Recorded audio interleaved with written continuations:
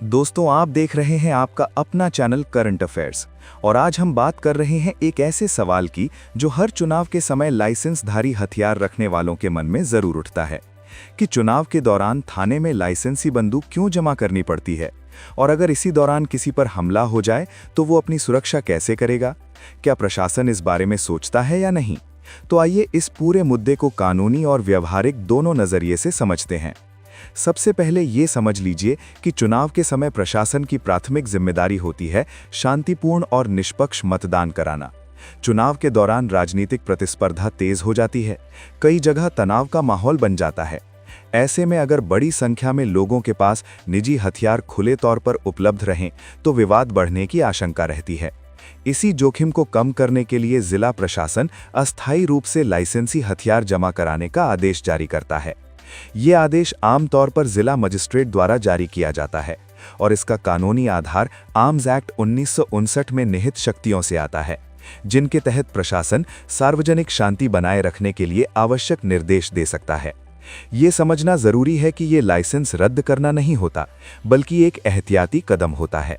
हथियार थाने में जमा कराने पर रसीद दी जाती है और चुनाव प्रक्रिया पूरी होने के बाद सत्यापन के साथ वापस कर दिया जाता है, खासकर तब जब परिणाम घोषित हो जाते हैं और आचार संहिता समाप्त हो जाती है। कई बार ये अवधि 15 से 30 दिन तक भी हो सकती है। ये इस बात पर निर्भर करता है कि चुनाव एक चरण में हो रहे हैं या कई चरणों में। अब आते हैं सबसे अहम सवाल पर। अगर इसी दौरान किसी व्यक्ति पर हमला हो जाए तो क्या होगा? क्या वो असुरक्षित नहीं हो जाएगा? देखिए, प्रशासन ये मानकर चलता है कि चुनाव के समय कानून व्यवस्था की जिम्मेदारी पूरी तरह पुलिस और सुरक्षा बलों की होती है। संवेदनशील क्षेत्रों में अतिरिक्त फोर्स तैनात की जाती है, पेट्रोलिंग बढ़ाई जाती है और जरूरत पड़ने पर त्वरित कार्रवाई दल तैयार रहते हैं। यदि किसी व्यक्ति को वास्तविक और विशिष्ट खतरा है तो वो जिला प्रशासन को लिखित रूप में आवेदन दे सकता है। खतरे का आकलन किया जाता है और कई मामलों में ऐसे व्यक्तियों को छूट भी दी जाती है कि वे अपना हथियार जमा न करें, खासकर वे लोग जिन्हें पहले से सुरक्षा श्रेणी मिली हो या जिनके खिलाफ गंभीर खतरे की सूचना हो। ये भी ध्यान रखने वाली बात है कि लाइसेंसी हथियार रखना एक अधिकार जरूर है, लेकिन ये पूर्ण और निरपेक्ष अधिकार नहीं है। ये राज्य द्वारा दी गई अनुमति है और जब सार्वजनिक शांति का प्रश्न आता है तो प्रशासन अस्थायी प्रतिबंध लगा सकता है।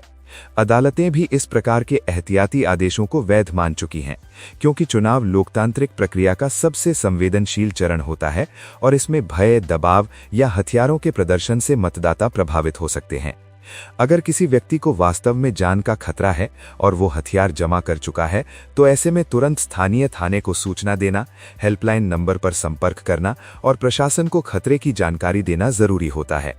चुनाव के दौरान पुलिस की प्रतिक्रिया प्रणाली सामान्य दिनों की तुलना में अधिक सतर्क रहती है।